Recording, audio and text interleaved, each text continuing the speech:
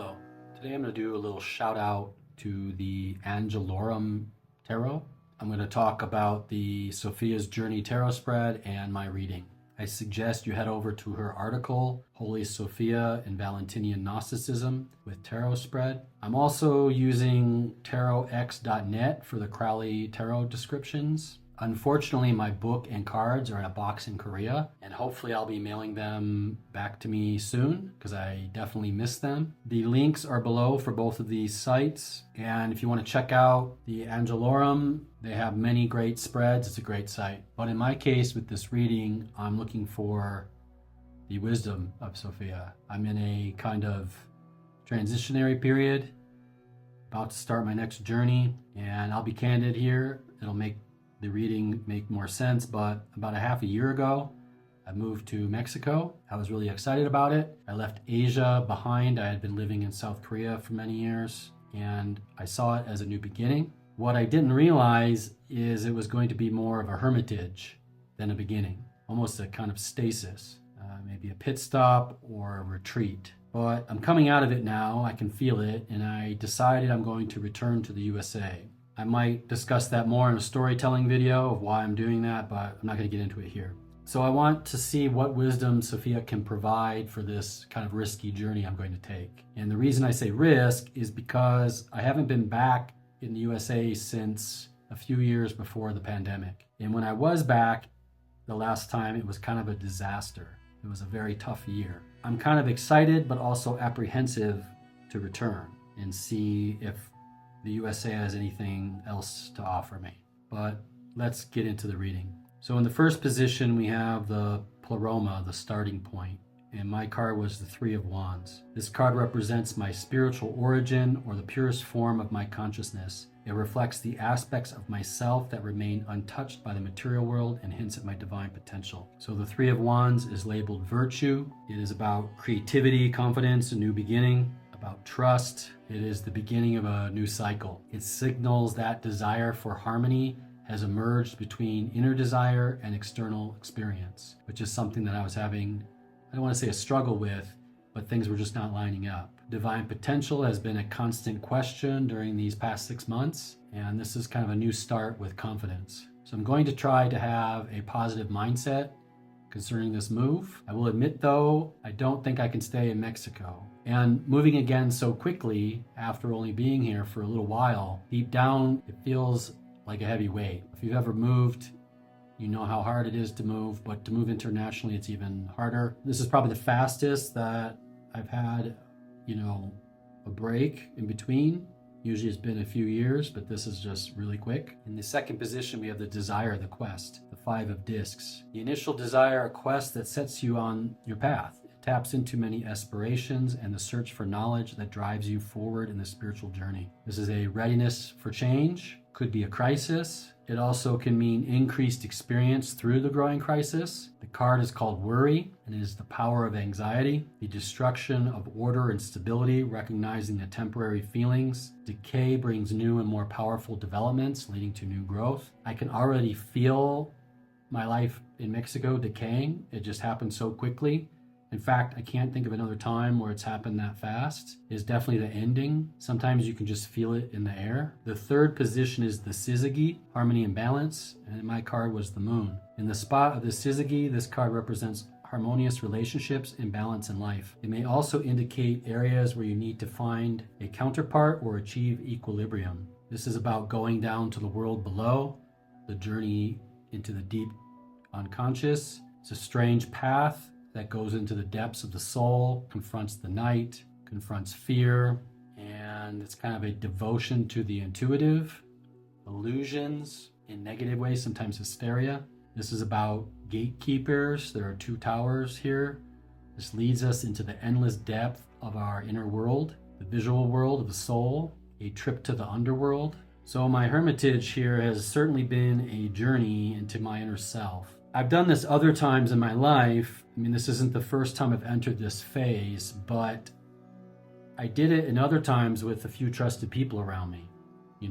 Some friends, people I could kind of bounce off of, even though I was spending a lot of time alone. In this case, I was 100% disconnected. I was never really able to make any friends here. I tried once or twice, but the people, not the Mexican people, but just the other people in general, a lot of the expats and stuff, I just really couldn't connect with. The fall in the challenge, the Empress. Much like Sophia's fall, this card exposes the trials or mistakes that have led to the current state. This is about devotion and a mother's love, open and ready to receive, being born again. This could be about love of abundance or love of the body, ensuring some kind of safety. The two-headed eagle is the alchemy symbol of transformation and rebirth. Pelicans are feeding their children with their own blood. The symbol of the mother's earth devotion and endless love. It represents the source of lives. The development of era, peaks, and problems. Bursting and dying. Rising energies and change. Even though it hasn't really worked out, I don't think it was a mistake to come here, but it was certainly a challenge. And accepting that it hasn't worked out is also a challenge. If you put all your eggs in one basket and you move to a new place, you kind of think that's what you should be doing. It just didn't really work out that way. Sometimes life just wants to take you in a certain direction and you got to strap in and just go along for the ride. The creation, material reality. The Eight of Discs. This card illustrates the material aspects of life and how they impact spiritual progress. It can show the lessons learned from the tangible world and how they shape our journey. The card says prudence, and it relates kind of cautiousness, a recognition of detailed correlation, self-discipline, and careful review of the details. This is insight into the natural growth process that represents in the consensus of opposing sides, process of intelligent action, carefully planned beginning. So kind of how a person shrinks back after a painful or traumatic period and how they are carefully opening up again. I wouldn't say this has been a painful or traumatic experience, but it's definitely been an introspective one. And I do think I'm ready to kind of go back out now. In my past, I've been quite an open person with people, but I think the lesson during this phase is that I think it's better to be very selective about where I spend my time and who I gift my energy to. One thing I've learned with this YouTube channel is that we all have an audience.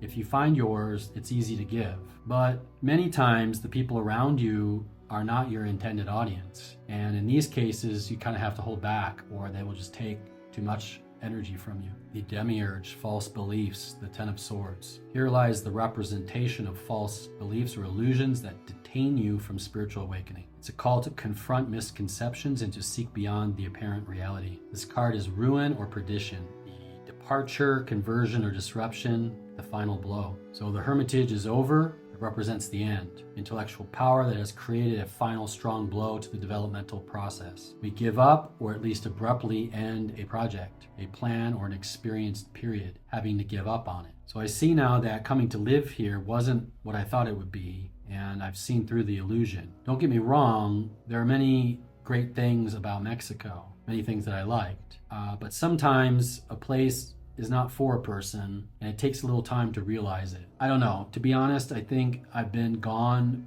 from my home for so long that maybe this would have turned out differently if I had gone back there first and had a little bit of time. But right now, spending 6 months virtually by myself made me miss my family a lot and many of my friends back there. And I was kind of close. So it was just like I could go back and visit or I can just go back. In the end, I just decided I think going back is a better idea.